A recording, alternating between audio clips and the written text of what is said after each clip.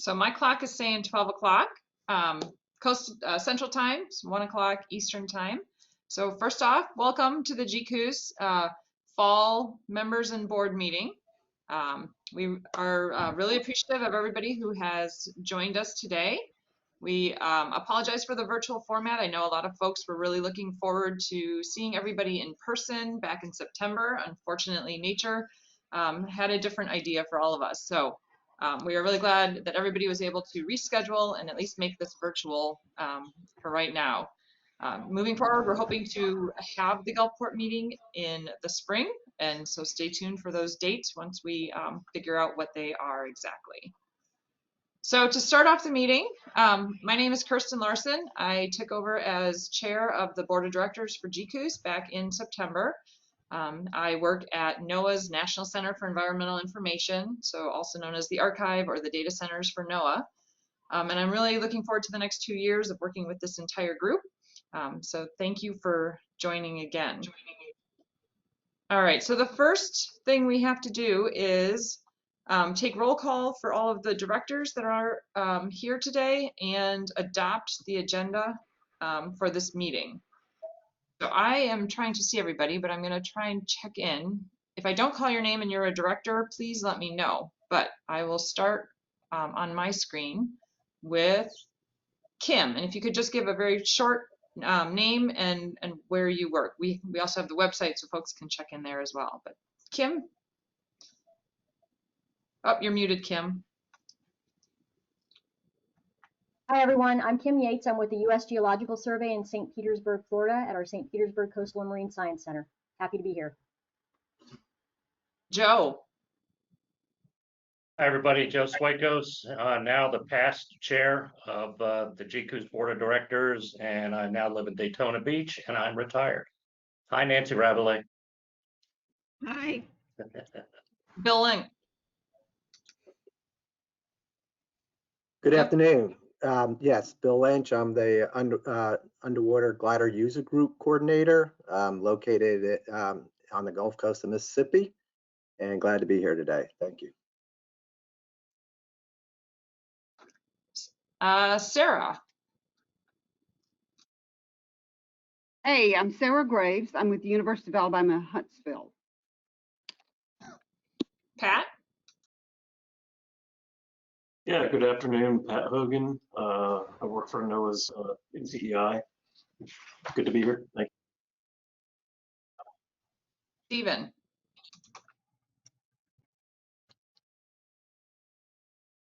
I'm Stephen Howden. I'm with the University of Southern Mississippi, and I'm located at the Stennis Space Center.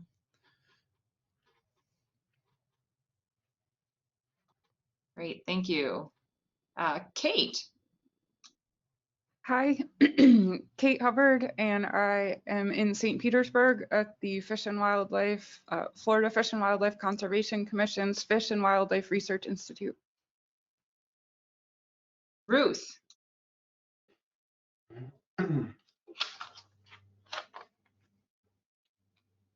Oh, you're double muted, Ruth. Offshore power, double muted. Oh, now you're there. You're there now. You came in a little late. You can hear me? Now we can. Okay. Ruth Perry, Head of Regulatory Affairs, Offshore Power Americas for Shell, and I sit as an industry seat on the GCOOS board. Thanks. Tom W. I'm guessing that's me. Tom Wissing, newest government sector board member for GCOOS. Antonietta.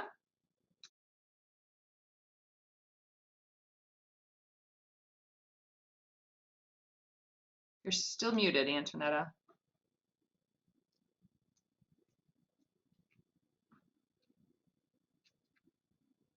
All right, she has technical difficulties and she'll be back shortly. All right, are there any other board members on the call today that I missed? All right, hearing none, I'd like somebody to make a motion to adopt the agenda for today. So moved. This is moved. Sarah. Thanks, Sarah. And somebody to second? Second. Second. Great, thank you, Kim and Joe. All righty, so we have the agenda adopted. The next thing I would just like to say is the purpose of today's meeting. So we have our two open meetings a year that we try to have with all of the members and anybody interested from the public. Today's meeting, we actually wanted to hear from a lot of our stakeholders and a lot of folks that use ocean observation data. And so the way we've set it up is we're actually looking at a series of panels that are based around the strategic plan that GCOOS wrote several years ago. So can everybody please mute their phone? Thanks. So we are hoping to hear from the panelists, sort of their thoughts on data needs and ocean observation, ocean and coastal observation needs, thoughts that they have about moving forward. And we are hoping to incorporate that, what we hear from them, as well as the discussion from y'all, into our plans for the next 5 years. So that's sort of where we are today. And I'm going to turn it over to Dr. Jorge Brenner, who is the GCOOS Executive Director. Thank you, Kirsten. Thank you so much. I'm trying to share my screen right now.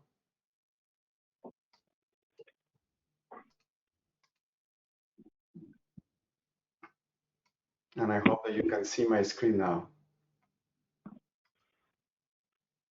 Yes, we can.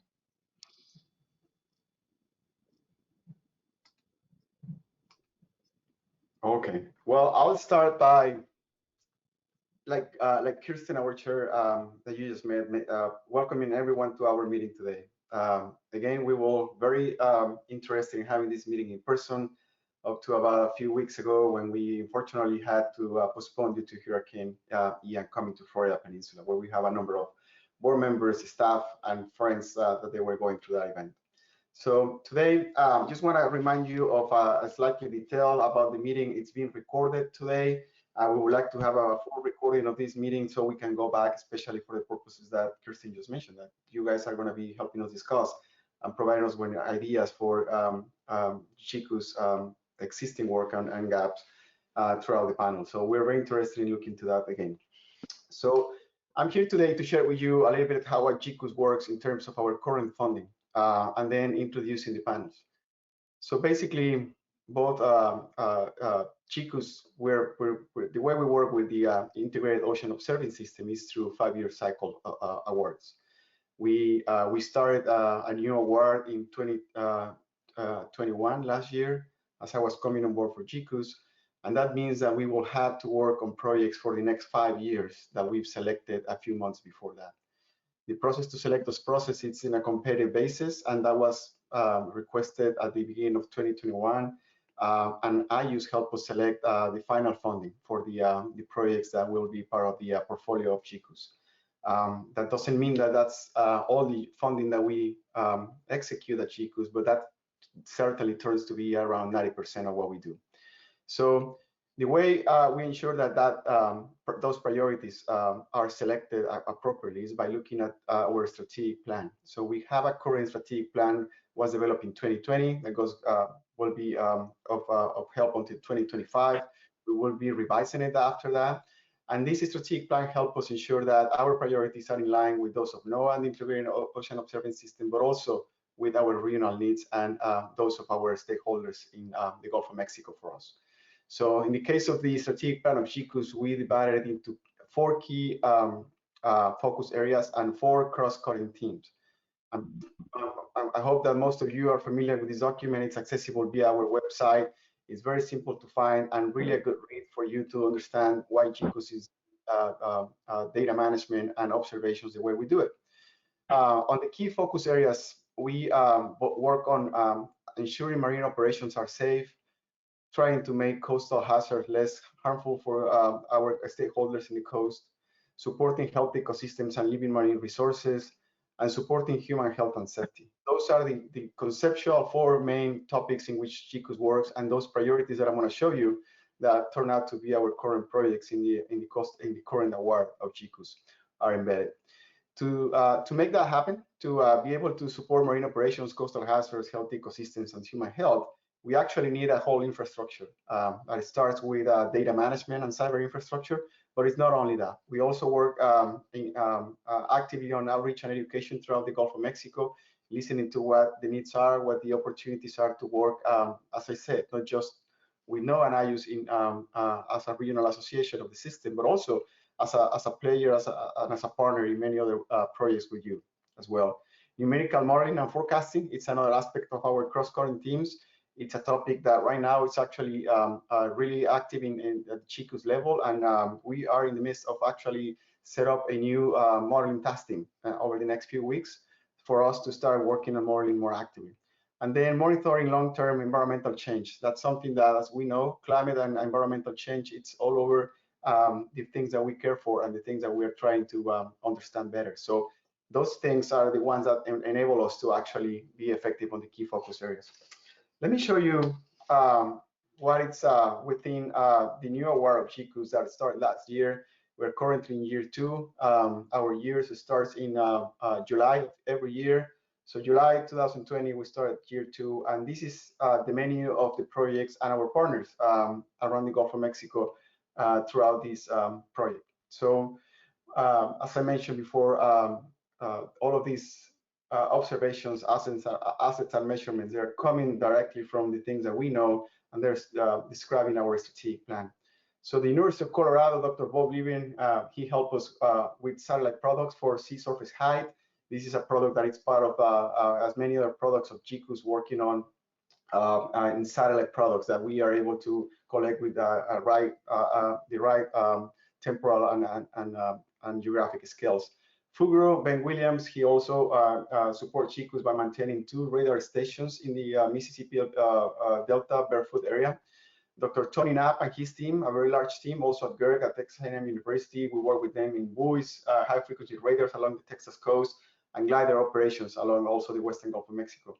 Dr. Nan Walker, she's also a remote sensing specialist in the GCOOS board as well. With Louisiana State University, she works on remote sensing and keep us up to date with the newest developments and emerging technologies on satellites. Dr. Chongyang Lee, also with Louisiana State University, he works on maintaining the WAVES's coastal stations. Very important also for Louisiana and the central Gulf of Mexico. Dr. Brian Wordowski at Dauphin Island Sea Lab, he manages the ARCOS network of coastal and meteorological stations in the primarily on Mobile Bay, but also around Dauphin Island Sea Lab as well. Dr. Richard Pierce and John Lagan at Moon Marine Lab, they also work with us on glider missions to understand HABs and also developing the FIS, which is a physical hyperspectrometer looking at HABs. Dr. Eric Milbrand with Sanibel Captiva Conservation Foundation. He works in maintaining the recon network of coastal and meteorological stations in Sanibel Captiva area, which was heavily impacted by the storm a few weeks ago. Dr. Darren Henricks and Dr. Lisa Campbell with the Oceanography Department at Texas A&M, they maintain for many years now a network of 2 IFCVs. IFCV stands for Imaging Flow Sidewall. This is technology of continuous image recording of plankton images, looking also for HABs and blooms.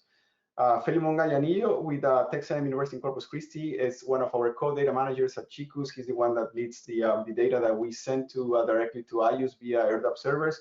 Many of you might be familiar with that. That's a very important part of what we do in providing the information for models. We work with Felimon in many projects. In addition to data management, he also leads some of the projects that we do. The University of South Florida group, beginning with Chad Lemke leading in this new award, but also Dr. Mark Luther, Dr. Frank Mueller-Carger, and Dr. Chuan Min Hu, they help with a lot of things also as part of the GCOOS mission as well, from glider missions to remote sensing products for Sangasum and biodiversity, also to port systems, working with the co-ops. Dr. Stephen Howden, also in the GCOOS board with the University of Southern Mississippi, he also, it's essential to our work managing the network of high-frequency radars in the northern Gulf of Mexico and central Gulf of Mexico, but also helping with a number of glider missions to understand storm intensification. Dr. Vishal Morsavi and Kenneth Hodley with the University of Alabama, they also are new members of the GCOOS working since this new award, working in installing 2 new IFCVs in Dauphin Island Sea Lab to expand the IFCV network and looking at HABs problem in the central Gulf of Mexico. And last but not least, I'm not sure if you can see the last row of this slide, is the University of Louisiana Lafayette, Dr. Beth Stauffer. She's a researcher working with us and EPA in deploying a new network of small cost and low cost sensors for nutrient parameters around the entire Gulf of Mexico. This is a very ambitious project that we are also paying close attention to that. So as I said, this is pretty much the many of the projects that we're managing within the NOAA GCOOS, the people that makes our COPI network very interesting and relevant by keeping the core observations and many other additional things as part of the GCOOS work. So today, as Kirsten mentioned, we are very interested in going back to you and making sure that these things are still relevant, that they are still relevant, and that we're not missing important gaps. So we're planning for these panels that we're going to jump into in a few minutes for the purpose of confirming existing and identifying units, things that are complementary, and those that might be gaps that we're still not working on, and they might still be part of our build-out plan or strategic plans. We want to improve our understanding of current and emerging ocean technology and observing opportunities as well, because we need to keep ourselves current and relevant. We want to use this information that you provide us today, together with many other information that we've collected throughout this calendar year, to include that as part of the GCOOS Regional Association recertification process that we are embedded right now. So the information that you provide us today, be sure that it's going to be taken into account, discussed, and merged with other ideas to be able to inform the next steps and the new editions of our strategic plan and build-out plans. So we've also kept since August this year a survey, an online survey for any of those who have been to the GCOOS website. Since August, this is a pop-up that shows that you are welcome to provide the input today also via this survey if we don't get to answer every question during this afternoon. So just please keep note of this link or just go to the GCOOS website. We're going to keep this survey all the way to the end of the year, so everyone can keep providing us with good understanding and input. So we have planned 3 panels for today, one on marine operations, one on coastal hazards, one on healthy ecosystems. Each of these panels are going to be moderated by GCOOS board members. Marine operations is going to be moderated by Joe Swikos. Dave Driver is not able to join us today. Coastal hazards panel by Dr. Patrick Hogan, and the healthy ecosystems by Dr. Antonietta Quigg. And we hope that you find the group of panelists joining all of these in the afternoon very interesting, as I have by looking at the information that they provide us with. So with that, I'll pass it to Dr. Chris Monelli, who is with the GCOOS Outreach and Education Manager and team, and she's going to help us understand a little bit more how we are going to run these panels, provide some instructions, and then with that, Joe Swikos will take us to the first marine operations panel. Well, thank you so much. Thanks, Jorge, and good afternoon, everybody. Thanks for joining us today. And a special thanks to our panelists. I know you're going to hear them talk for the first time today, but I've been harassing them for the past month to get their talks into me today. We're going to be very pressed for time, not pressed for time, but we're going to try to keep things moving within the time limit. There will be 4-minute talks.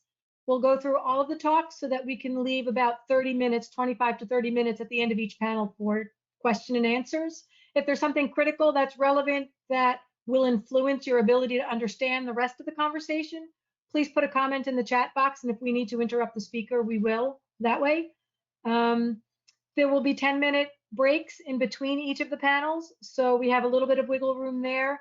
And I think that's about it. So Dave Driver was unable to make it today to moderate the first one. Joe Swikos has graciously stepped up, which goes to prove, Joe, you can never leave your past chair, but you will always have a role here. We need you, so we appreciate your willingness to step up there. And I think that will kick us off. Dr. Ruth Perry, as she introduced herself, is a longtime GCOOS board member.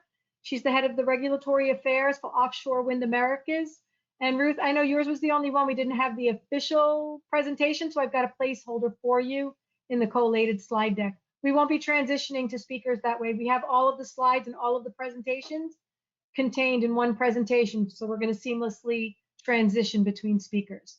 So, all right, Ruth, all yours. Jen, if you can pull up that first slide deck for marine operations, thanks. Thanks, Chris, for the introduction. And so I'm going to try to keep to the 4 minutes and just cover a wide range of Shell, Gulf of Mexico marine operations.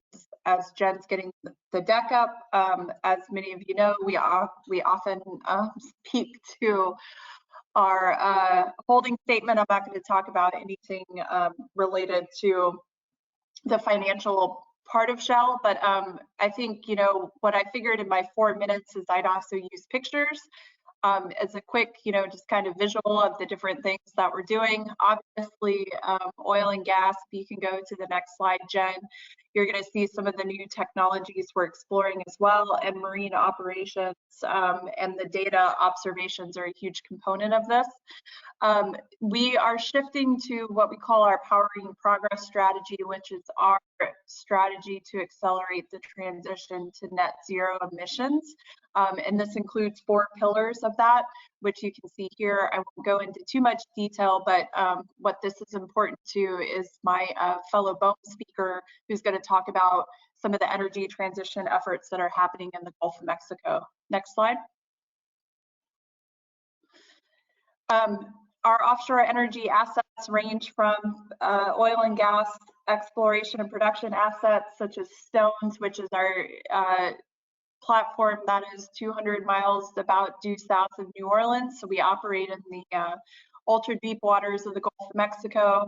I highlight this one because we've had a long-standing partnership with GCOOS to do a deep water observatory out here. It's one of the deepest in the globe, but obviously the deepest mooring platform in the Gulf of Mexico as well. And we've done some really great observational work.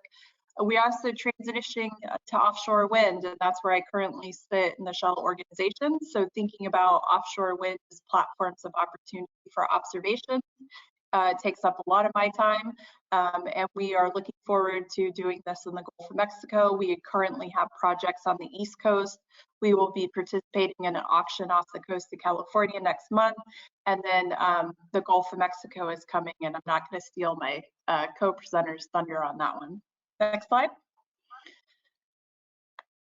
Our footprint is wide. We're probably the one operator that's regional in the Gulf of Mexico, across the Texas-Louisiana shelf, into support in the Mississippi as well.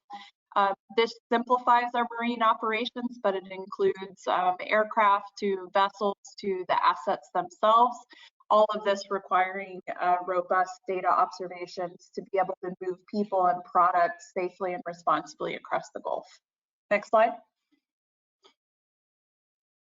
And many of you have seen this before.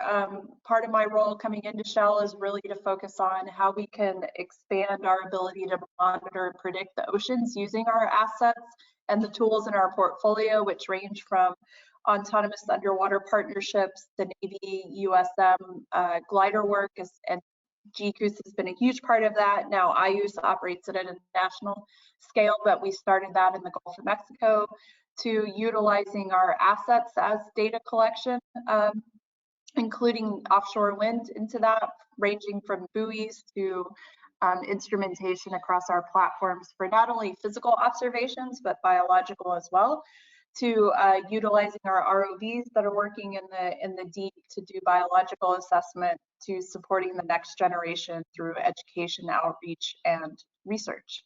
Next slide.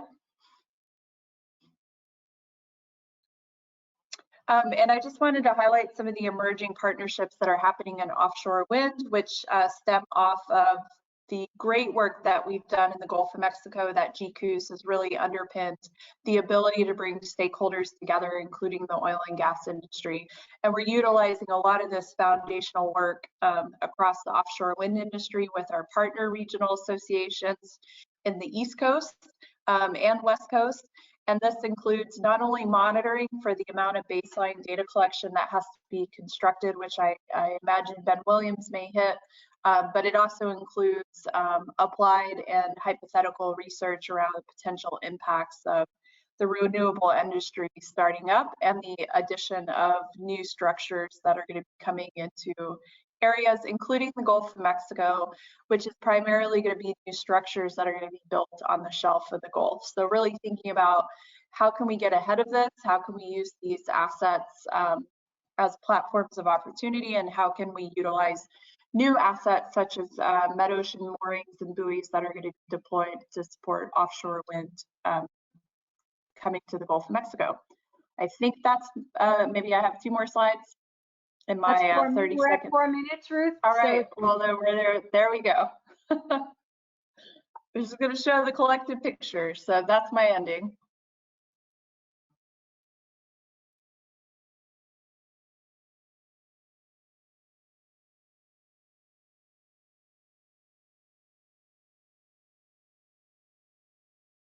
thanks, Okay, Ruth. Ruth. Next up, we have Ben Williams with Fugro, who's the Metocean Director for the Americas program.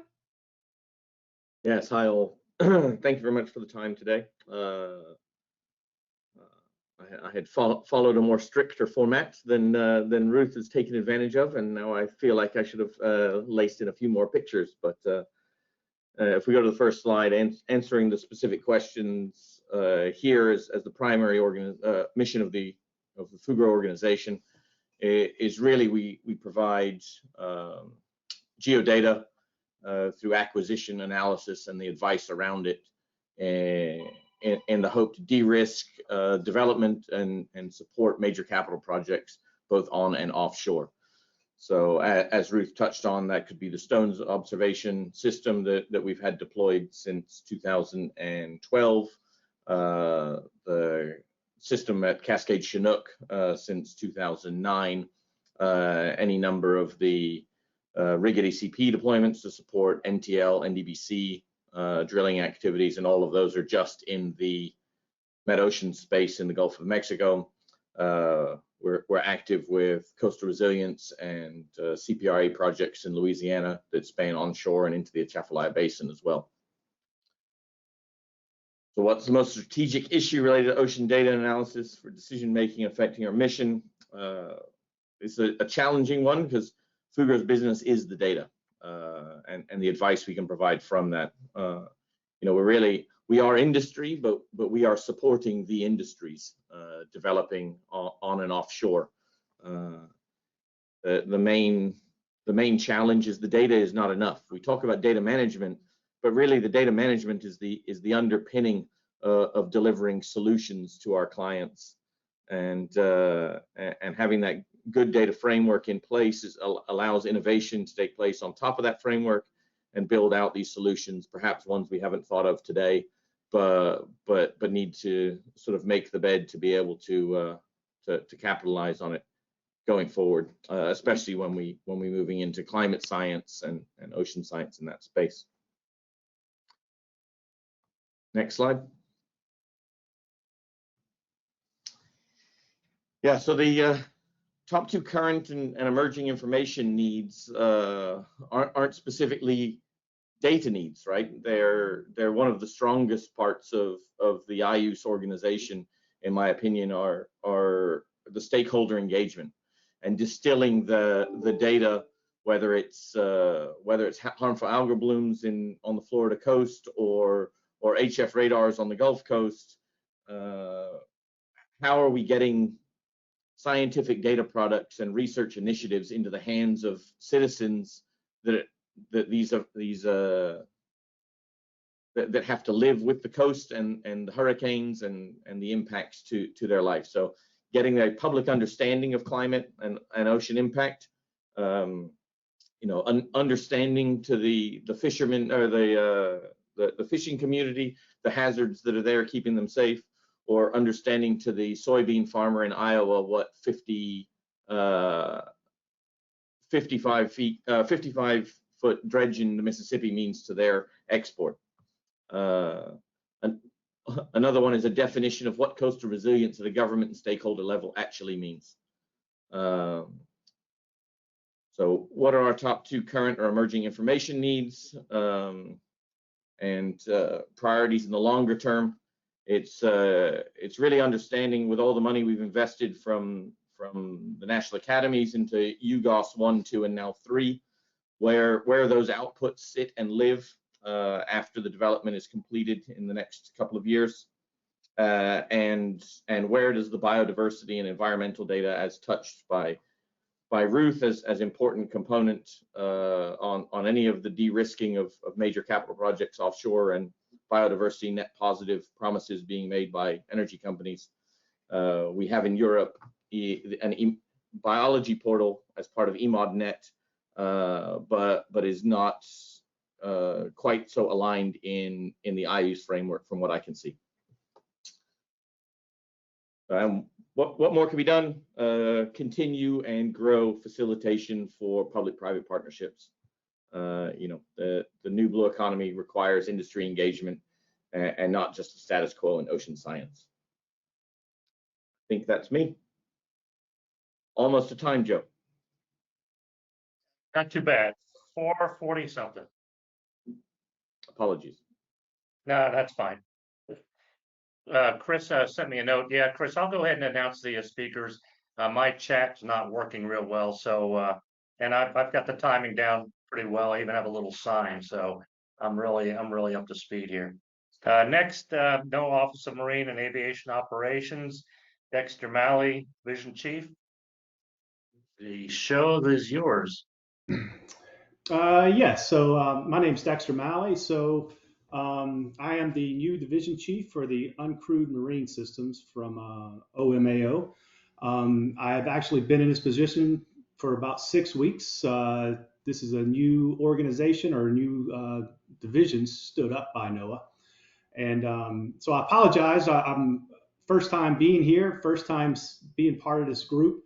And I will definitely, based on my couple of slides, help us get us back on time if we're running behind.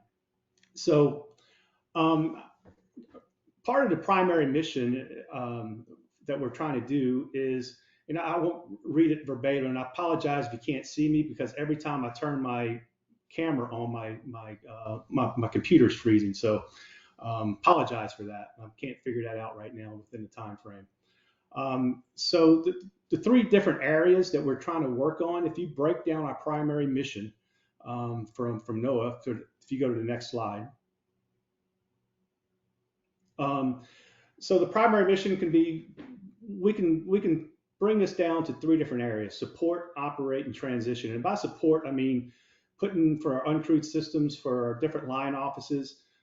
We go through the policies, compliance, assurance, training, the acquisition, go through the technical and regulatory expertise that needs to do that for that support operation.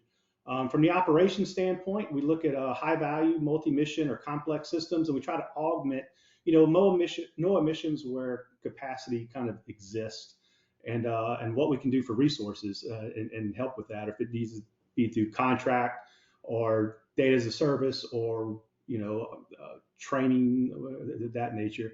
And as right now, because this is a new office, I have one employee at this time. So in 2 weeks, we'll double that to 2 employees. And the last part, would be transition. So when we look at transition, we're looking at trying to, bring these systems, uncrewed systems, from the research development to supporting out there with some of our partners being other government agencies, academia, private organizations, and bring that into a full operational status. And that just kind of sums up our the mission right now of what we're trying to do. And the most important strategic issue right now that I see is the cost savings. So from us, it's working with some of our USVs and NOAA ships, for example. It's a force multiplier. And what we've seen over the last since last year, when we started using some of these things, for a USV, it's kind of straightforward. Our ships got sonars, the USVs got sonars, so we just kind of work them in pairs. So from a hydrography standpoint, what we did, we could team it up with one of our vessels, and our USV does 24 hours a day, 7 days a week, where our manned launches can only do 8 hours a day. So effectively, we get in a whole additional ship, or we can just follow that vessel with the USV and just increase our swath distance. Also working with fisheries with the USV. So another aspect of it for cost savings is when we're doing fisheries, we got the sonar on and we can do acoustic counting with the echo beams, while the ship itself is following close next to it, doing its trawling. So we can effectively reduce those fewer sea days. So that's some of the aspects of what we're trying to do and trying to partner and do work with other NOAA line offices, academia, organizations like yourselves, and just trying to see what we can do to, get these uncrewed systems out there and effectively working for, getting the science and doing high collection value. So that's basically all I have to say. I really can't go into the aspect of data management for this part, because that's not what we're trying to do. We're just providing right now the operational capabilities to the different line offices. And once those principal investigators look at the data, that's kind of their issues right now, or at least that's the feedback we're getting from them. So that's really all I have to say. If you guys have any questions later on, feel free to ask. Okay, Dexter, very well done. Thanks for being here, and good luck as you embark on your new job. Next up, we have BOEM, represented by Tashara Matthews, Chief of the Office of Emerging Programs. Tashara. Hi, thank you so much. And so our office is located currently in New Orleans. So as he mentioned, I am the Chief of Emerging Programs. So the programs that house are under me are alternate use, the Marine Minerals Program, and also renewable energy. Next slide, please. So BOEM has 3 mission responsibilities, and we're about to add another one due to the bill, the bipartisan infrastructure bill. We have oil and gas, so that's leasing of offshore oil and gas. We have renewable energy, and we also have marine minerals. In November of 2021, we were also given the responsibility for carbon capture for BOEM. So we're currently writing the regulations for that. Congress told us to write it in 1 year.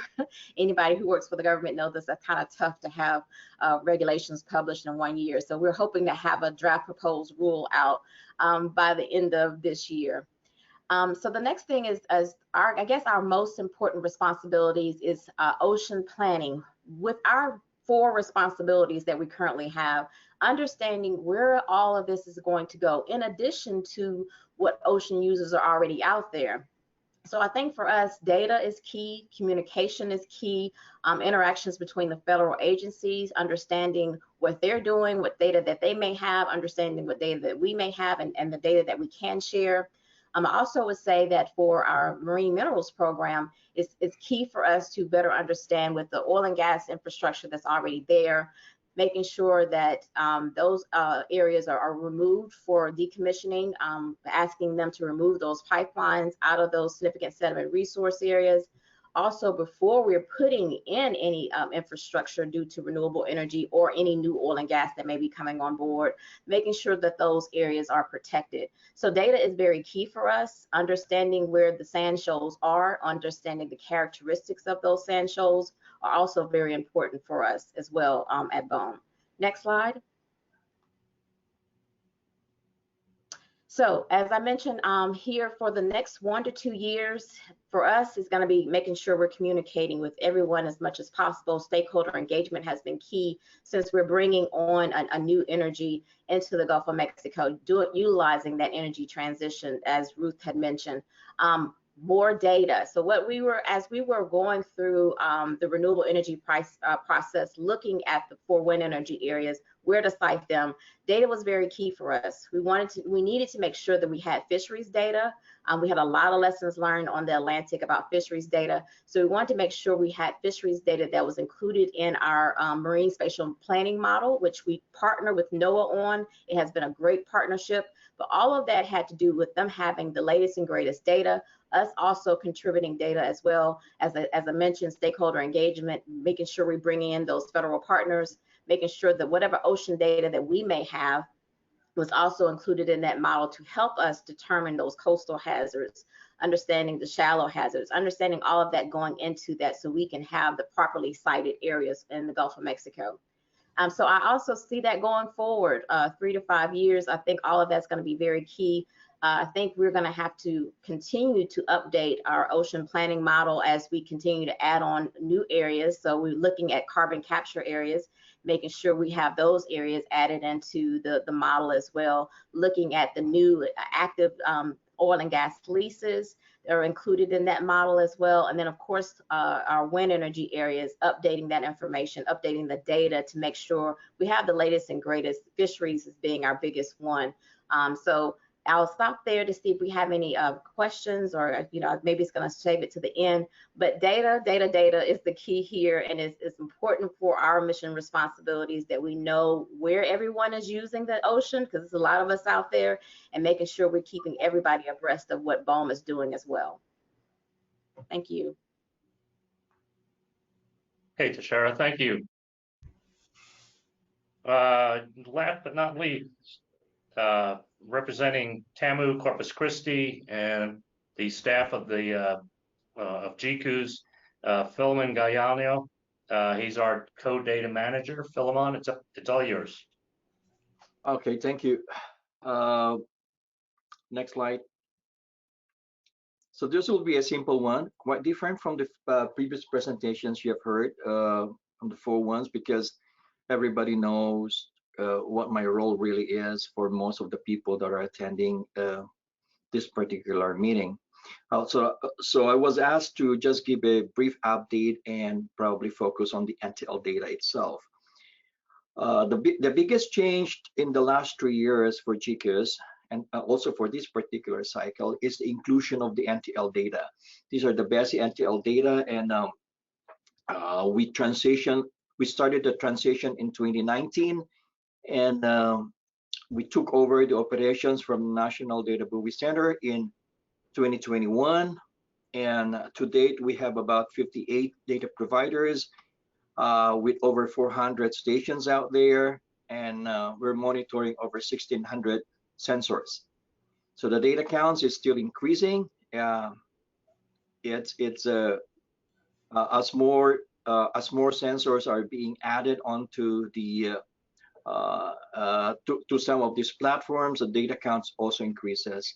So we are processing on the average of 150,000 files a month, and we do generate additional files about 120,000 or 130,000 now. Actually, this slide was done a month ago.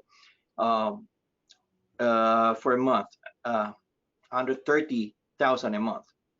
We do maintain 4 ERDAP services and 2 WAF data services to facilitate data downloads. The size of the downloads per month has already surpassed actually 3 terabytes now per month. So and that is an indication of the probably indication of the how the data portal from GCOOS is being used. Instead of asking how can GCOOS serve you, I think I would have to reverse that last question on the template. How can we serve you better? On this particular slide, you will see that the network structure of GCOOS, it's not just one server. It's a server farm actually, and we are adding more servers to improve our capabilities. So I will be open to any questions, and I really look forward to increasing the number of data providers with the advent of the renewable energy. I seem to have that indication from Tershara, and the last time I met Tershara during the GOMRI meeting, there seems to be quite a lot of activities on the wind energy to be deployed in the Gulf of Mexico. So I really look forward to receiving those data that probably we can serve it for the benefits of our stakeholders. Thank you. Thank you, Philemon. That's really, I've never seen you come in under your time limit. Good job. Okay, folks. Thank you to all of our presenters, and now we have until 2:20 for questions.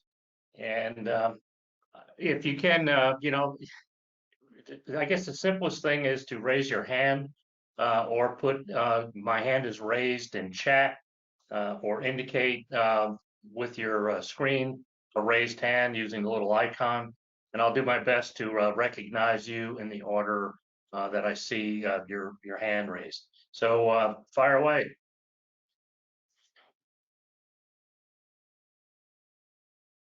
I'll start. Philemon, in the past, we've looked at the quality of the data coming in from the oil platforms. What would you say? I think the latest I saw was probably 2 years ago now, when we had a usable data rate of about 40%. What would you estimate that the usable data rate is running now? Data metrics is something kind of tricky, really. Who is using what? We're just getting a ton of downloads, but whether or not they're using it for modeling or not, it's so hard to say that. So I don't know if the 40% is still something that is still valid or not. It's so hard to say that. There can just simply too many downloads. Like this morning, I had a big problem with somebody from the FoxNet weather.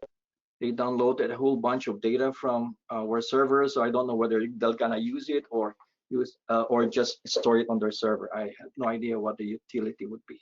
So sorry, I cannot answer that question really right now. I can have a comment about data quality on the NTL, Ben here from the panel. I think we've made some steps ahead on data quality control and Quartile error flagging in the move from NDBC to GCOOS. I can say this because Philemon emails me when he doesn't like the quality of my data. I think one of the risks is still location and position of the rig. So I'm not sure, Philemon, you can correct me if I'm wrong, that we're actually tracking that the GPS is active and we're moving the station in the map with the GPS data that's embedded, opposed to the metadata sheets that are being presented. This has always been one of the largest hazards in the Gulf of Mexico, that we would have a perfectly good, high quality current profile, but have it in the wrong place of the Gulf. So, Pat Hogan would love to tell you how nice it is to assimilate incorrect measurements into a model at the wrong location. But I think this is one of the challenges, and it's still one that we struggle to quantify. Okay, there were two questions there. First on the Quartile and QC. Yes, Ben, not all sensors are born the same. So we're looking at it on a sensor per sensor basis. So if the data are coming in and we can see that it is being flagged, we do send out a message. Is this normal for your ADCP, or what the setting is? We'll continue with that conversation until we get the right range of possible values. The problem I think you're referring to is from my last message that has something to do with echo intensity. Some people thought that echo intensity should be set on this particular range, but we do believe that it is really dependent on how you actually installed and the manufacturer or the sensor type itself. But we'll continue to work on that. We're working it on a data provider by data provider as we see the need. Okay, that's the first question. That's the response to your first question. Second one has something to do with the location. Yes, indeed, it can be a problem. For the modules, most especially, some of the data providers, majority of the data providers actually, they do send an update to the metadata to the location almost on a daily basis. We do get 4 or 5 updates for their locations, and we do update them as soon as the metadata is updated. So if the metadata is not updated, that can be an issue really. So some of their the GPS location for some of the ADCPs seems to be something that remains to be a mystery to me, why they don't want to use it. So I will leave it at that. Joe, Bill Lynch has his hand up. Yeah, I see that. Bill, go ahead. Yeah, this is for Ruth. Ruth, I was just a little curious about the wind farms and the the time frame and the process in the Gulf of Mexico? How do you go about that and determine location, and what kind of time frame are we looking at?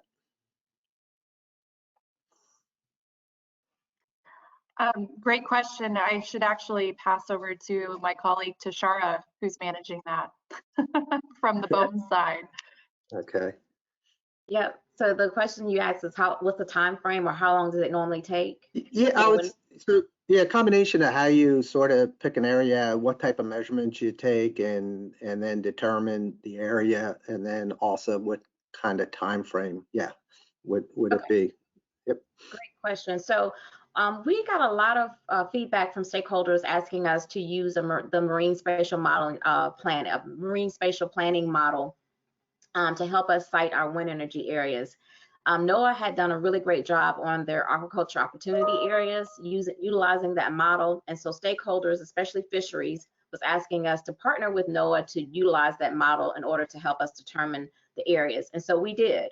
So the model has two components. It's called the constraints component. That's pretty much the no-go areas. So in those no-go areas, we got comments back from stakeholders about areas that they had concerns. So they wanted us to add a 20 nautical mile buffer for migratory birds. They wanted us to add a 20 nautical mile buffer for menhaden fisheries. We also, within that 20 nautical mile buffer, there's a BOEM significant salmon resource areas. So those were some of the things that we put in that constraints model, meaning we won't go into those areas. Also in that constraints model was active oil and gas pipelines and leases that we already have and platforms, so we wouldn't go near those areas as well. So after the model, all the inputs were put into the model, it gave us 13 areas that was mostly deconflicted or more suitable for offshore wind. And from that, we were able to determine our wind energy areas. And we do have that modeling report up on our website now. So after that, now that we have defined the two wind energy areas, one near Galveston, I think it's 26 nautical miles near Galveston. The other one is like 58 nautical miles from Lake Charles. We'll now move forward with the leasing. We hope to have a lease auction in the middle part of 2023. So after we have leased, then a company comes in, provides us their site assessment plan. So they're going to survey those areas to see exactly where they can place the turbines. And once that is approved, then they can move on to the next phase. So it takes about 5 years before you can have steel in the water, as we like to call it, the first turbine. So it will take about 5 years.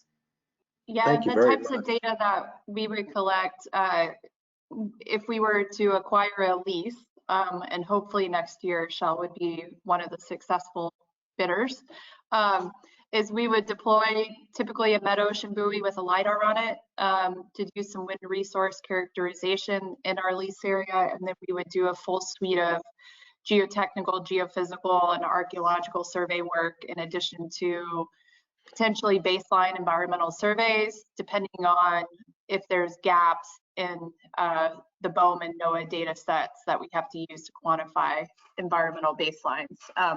The nice thing about Gulf of Mexico, it's pretty data rich compared to a lot of the other regions where we're looking at offshore wind. So I think our environmental surveys and such would be minimal, but we'd certainly do the physical oceanography and the G&G work. Ben, anything you want to add? No, yeah, that's it. Well aligned. Yeah, but yeah, perhaps from a Fugro standpoint, the Gulf of Mexico is a bit less interesting than some of the other regions because it is such a data-rich area where Fugro has collected so much data for the 30 years we've been operating here. So plenty of opportunity for desktop studies in unarchiving. Thank you very much. Excellent. Lamont, I see you have your hand raised. Yeah, this is crazy. Our panelists asking a question on the panelists.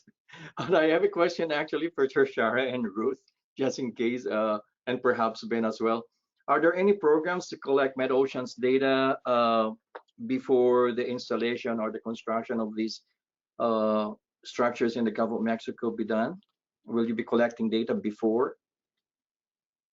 Yeah, I can. We have to collect data before we have to collect data to support the permitting work, Felon. So like the Metocean buoy deployment would be done prior to us submitting the permit because we need to do a year of wind resource characterization on our site to support our engineering work. So there's some work like that that would then transition into construction operations monitoring that's similar to oil and gas, right? Like we would intend to have the buoys continue. The level of site characterization that we're doing from a G&G survey perspective would continue after we build the structure. So we would do all the preparatory survey work. And then once we build, you know, we'd have to monitor structures, the cables, things like that. As we go through the process, there'll be a lot of side scan, seafloor survey work that would be done to complement that. And then potentially there's going to be other environmental survey requirements. Birds is one of the big things. And so there's requirements to put some acoustic receivers out on our equipment, whether that be the buoys or potentially the turbines. Those are some things we're looking at, and we're working with Department of Energy, who has a lot of R&D money. I'll just put that out here. They may be someone good to start bringing into the GCOOS umbrella, because they're funding quite a bit of work around oceanography, ocean technology, and systems technology related to offshore wind.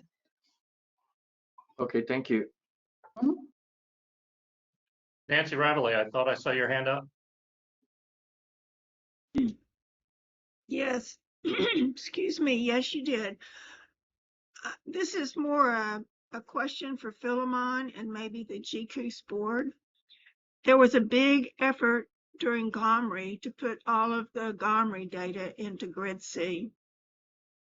But there are now so many more programs in the Gulf, like the Gulf Research Program that is funding research, Restore, which is requiring data to go to their NCEI.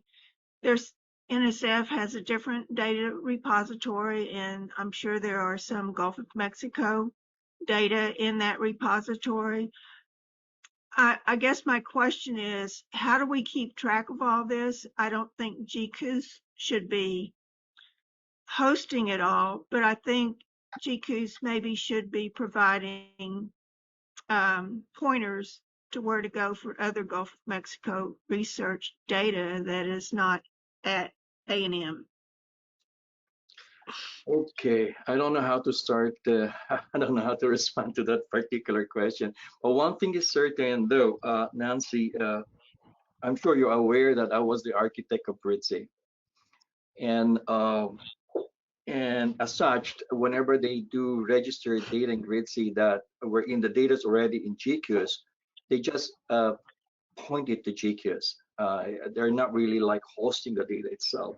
So the interaction between GridC and GCOOS is pretty much seamless in its interaction.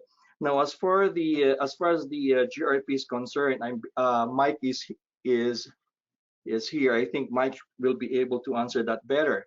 Now, for the NSF, most of their data are going to Bicodimo.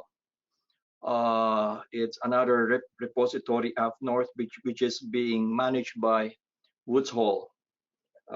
We also do the same thing. Whenever the data is already in Bicodimo, we do not try to ingest them to our system. We just point it to them. So there are those what do you call this relationship between these major systems, but I think what you are trying to point to is that you think it's best if we can come up with some kind of a catalog to find all of this data in the Gulf of Mexico from all these repositories, and probably do it in such a way that it is transparent to the user itself. Now, we still don't have a project like that, probably at some point in time. Mike, do you want to add anything on the GRP thing? I mean, I'll just add briefly, and I think Nancy's point is well taken, that there's still confusion across the Gulf region about where the data is going and how it's coordinating. Exactly to that project you just sort of talked about, of trying to get a better handle on that, is something I'm very interested in and hoping to work on probably with some of your participation, Philemon, since you seem to be the nexus of a lot of these things. But that's something I think there's some connections in the data community within the Gulf that have either fallen off or been broken over the last few years, and we're hoping to re-engage those. So there is more clarity across all the partners here as to where the data is, who can interact with who, and how to really harness the power of all the information that's there, if that helps. Okay, thank you, Michael. I didn't recognize you when you weren't sitting across the table from me. Sorry about that. No problem, Nancy. Good to see you.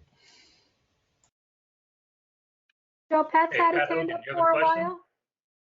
Yeah, thanks. I have a different question, but I'm going to follow up on that one if I can. How does NCEI figure into that? If you want to do like deep freeze of basic archives and access stewardship, I guess they're parallel ways to do the same thing. And related to that is like when Ruth mentioned having to collect MECOC data as part of the permitting process. I'm assuming, I can be wrong, but there'll be some kind of archive or public access, perhaps requirement for those observations that are collected. Where will those be required to be stored? Will they be stored at GridC or NCEI or some other organization? I'm not sure who is best to address that, and I'll listen and then I'll follow up with my second question. I will try to respond first, and then the others can chime in, I guess. I know that Pat wants to say something there. With GCOOS, we do have a pipeline that goes directly to NCEI. GridC as well do submit data to NCEI whenever they're ready to accept it.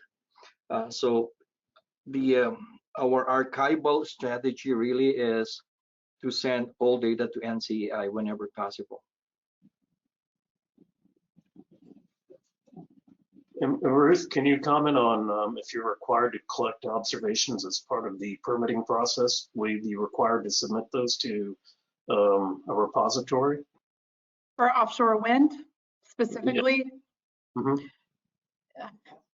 The regulations aren't written yet. There's going to be likely some compliance that will come, and I think we're talking through that with BOEM and Bessie in the Atlantic, where the projects are getting out of the early development permitting stage and getting closer to construction and operations, and trying to build that kind of framework in early in the process. I think obviously learning from things like we've experienced in the Gulf with the NTL process and others, but there are, Tashara, correct me if I'm wrong, there's no notice to lessee prescriptive things that are required. They're all conditions of your permit currently. If that gets standardized across the industry, I think will likely happen, but it's kind of in the works right now. Yeah, Okay, thanks.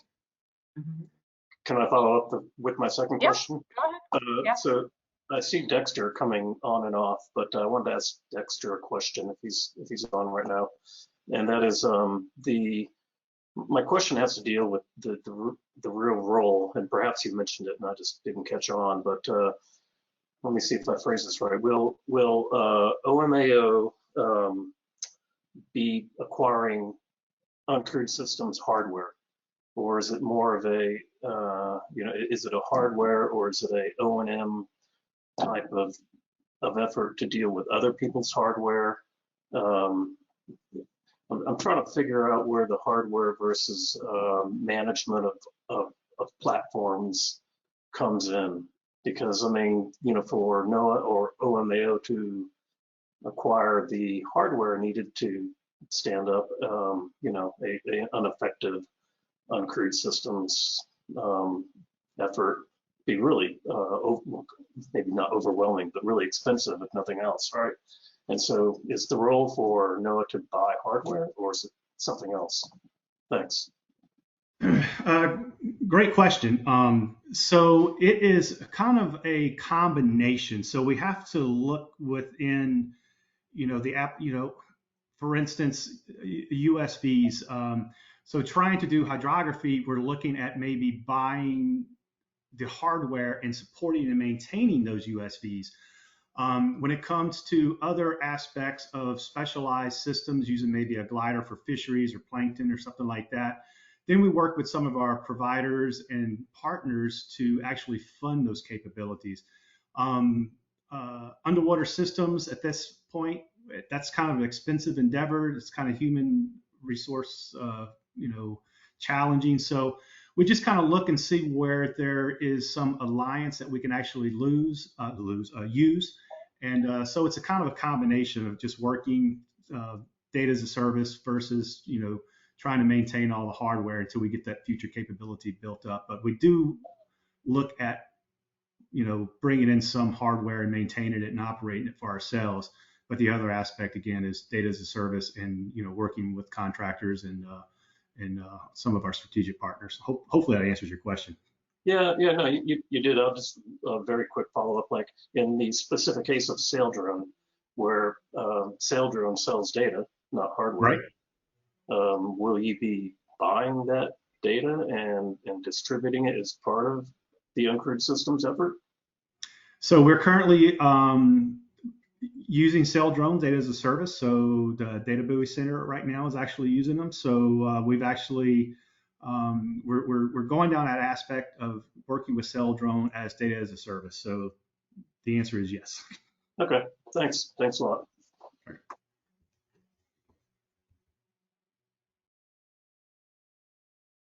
Any other questions?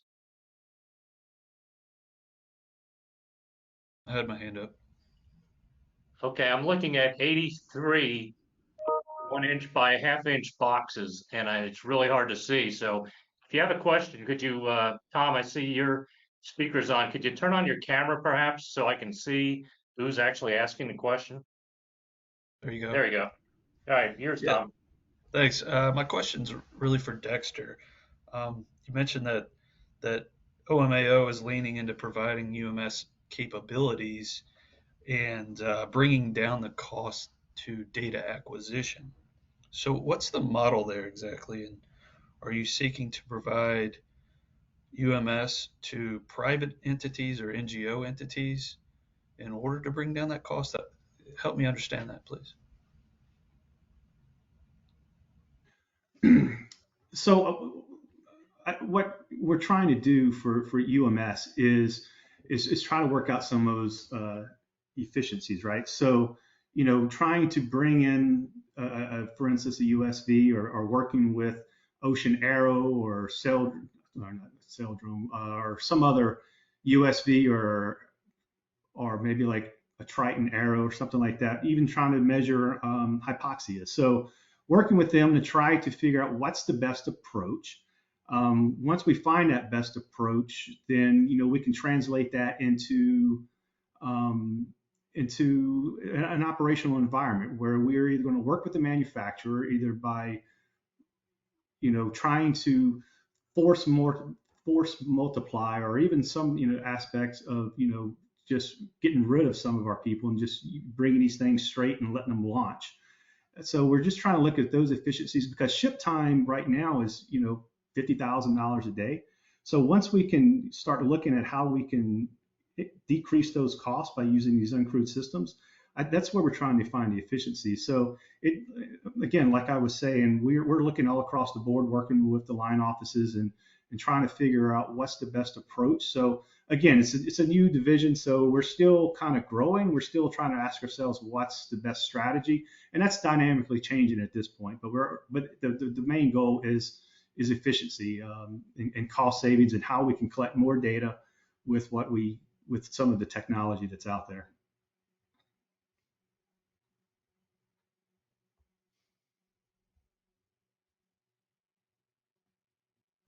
Okay, thank you. Any other raised hands? I'm scanning my screen. Yeah, I've got to have my hand raised. I have a couple of questions. One is for Dexter.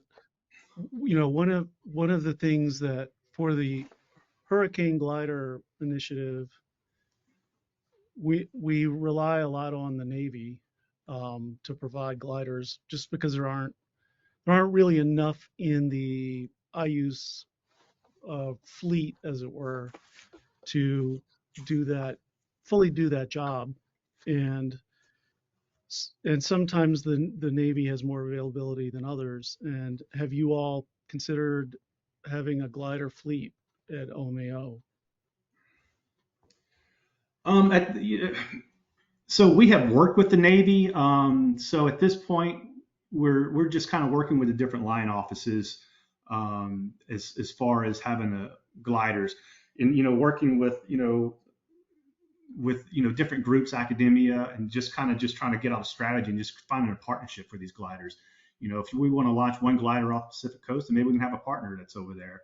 So right now there is we have no plans to put up a fleet of gliders. We're kind of just right now just kind of working with our partners, because we're using multiple gliders through different line offices and different capabilities. So to do that would take a lot of time, money, effort, and trying to also pick one glider that kind of serves the needs of the rest. So right now that's not what we're looking at. We're just trying to work with and get partnerships throughout the whole, throughout the government and academia and private industries. My second question has to do with offshore wind, and there's kind of some similar permitting issues for offshore aquaculture and offshore wind, and there are these structures being put out for offshore wind. And have there been any synergies in trying to pair offshore aquaculture with these offshore wind installations? I know it sounds like probably a permitting nightmare, but If it is a permitting nightmare, because NOAA is a tricky agency to deal with, related to permitting for aquaculture and then the consultation role they serve to offshore wind. But like, putting that aside, it's something that us and many other developers have been looking at in Europe, and thinking about not only that, but opportunities for scour and other foundation materials that would support fisheries in general. There's a lot of work around, the word is escaping me, but essentially like bioproducts that support biodiversity. And so the aquaculture questions has come up too, and I don't think it's too far outside the scope. Potentially, like, we use jacket foundations or whatnot, but I don't know how the areas are lining up with NOAA's aquaculture work either. I don't know if that was one of the data sets in Tashara's thing, bones analysis. I don't believe it was, but I mean, it's something that's come up quite a bit, Stephen, and I'm just not mechanically, there's obviously challenges with it, but there could be an opportunity for pilot projects. Some of the things that we're starting to work on with the wreck fishermen, though, is there's a lot of recreational and commercial recreational support for the structures because of the rate of decommissioning that's happening on the shelf, and how addition of new structures are going to help like the snapper populations and other kind of reef aggregating fish. So we're trying to think of, what can we do in advance? How can we maybe design the scour structures and things that would benefit those species? That's probably a little further ahead than some of the aquaculture concepts, but it is coming up, and I know USM and some of the other groups have approached us, to start thinking about it early. But yeah, it's kind of maybe too soon to see where it goes.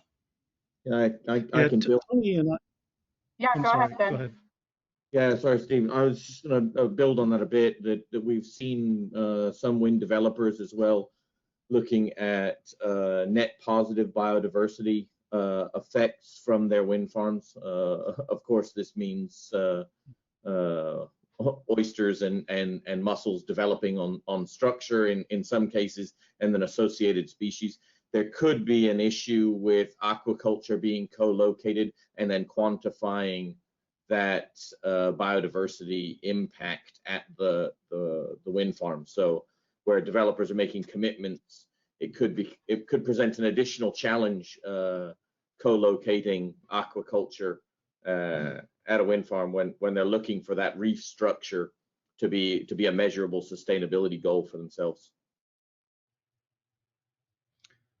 Yeah, Tony Knapp, who's on the call, I think, and I were both involved with DOE, ARPA-E projects that they were really pushing for offshore aquaculture, that talking about how the U.S. is pretty far behind Asia in offshore aquaculture and the needs for it. So seems like maybe an opportunity. Yeah, actually, Steve DeMarco has more experience of this as well with the ARPA program, as you know. It's Tony Knapp speaking.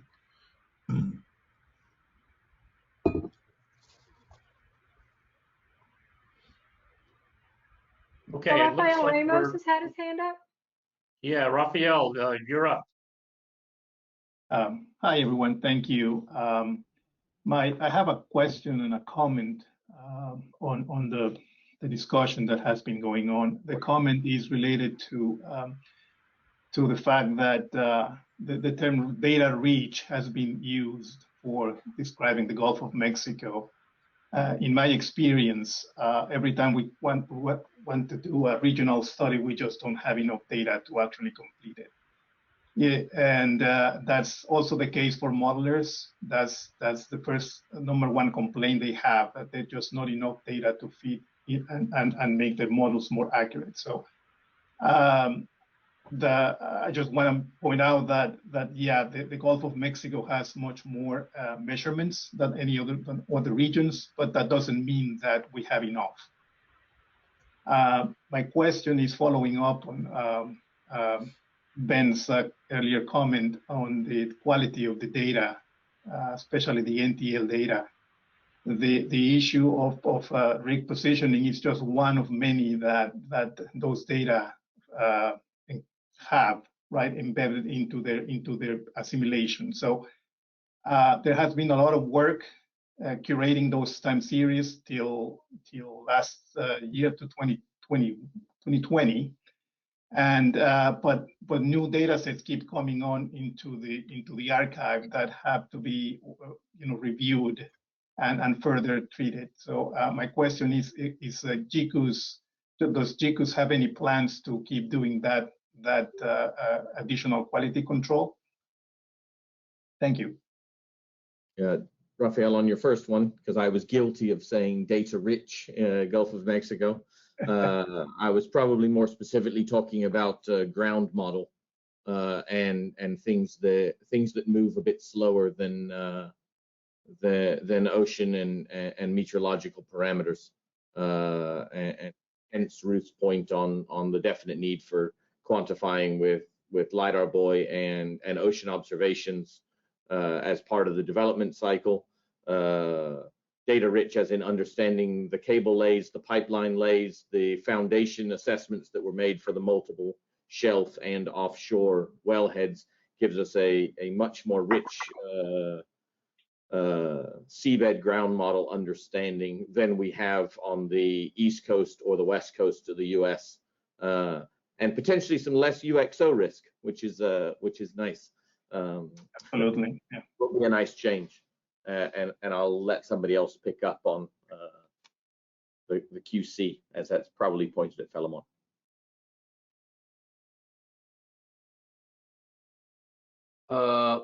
Rafi, for your question on whether or not GCOOS wants or have any activities to further do a QC on the new data that are coming in, I don't have anything on my plate right now. So I would like to leave that to Jorge or probably to Kirsten to respond to that.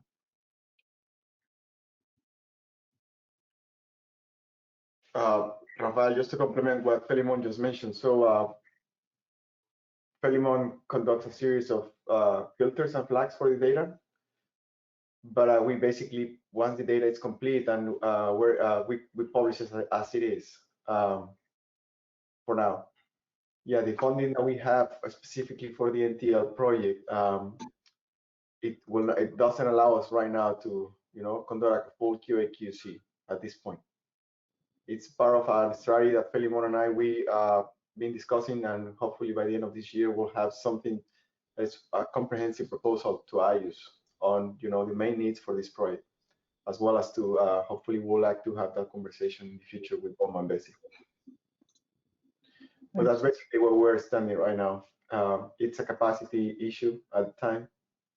As much as we love to continue the work that you started years ago on QA/QC that data, it's Felimon is just right now a one-person shop for that. Thank you. Joe, just a time check. We're at 2:20. Yeah, folks, it's I don't think we have time for any more questions.